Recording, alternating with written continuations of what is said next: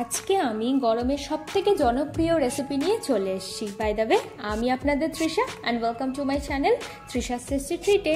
আর আজকে আমি বানাবো সবার প্রিয় রেসিপি আম পোড়ার শরবত। তাহলে চলুন শুরু করা যাক। এই আম পোড়ার শরবত বানানোর জন্য আমি এখানে দুটো কাঁচা আম ভালো করে ধুয়ে পুড়িয়ে নেব।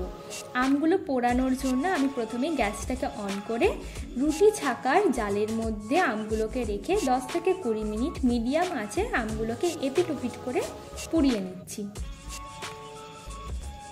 দেখুন আমগুলো কিন্তু পোড়ানো হয়ে গেছে। এবার গ্যাসটাকে অফ করে আমগুলোকে আমি পুরোপুরিভাবে ঠান্ডা করে নেব। এবার আমের খোসা ছাড়িয়ে আমের থেকে পাল্পটাকে আমি বার করে নেব। এবার এই আমটার মধ্যে আমি দেবো একটা কাঁচা লঙ্কা, কিছুটা পুদিনা পাতা দেবো, কিছুটা ধনে পাতার কুচি, হাফ চামচ মতো দেবো জিরে, আর দেবো হাফ চামচ মৌরি। এবার জল দিয়ে আমটাকে আমি পেস্ট বানিয়ে নেব।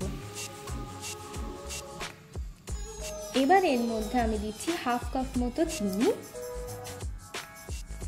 দেবো স্বাদ মতো নুন, দেবো স্বাদ মতো বিট নুন, আর দেবো হাফ চামচ মতো চাট মশলা। এবার ভালো করে আমরা এটাকে মিশিয়ে নেব।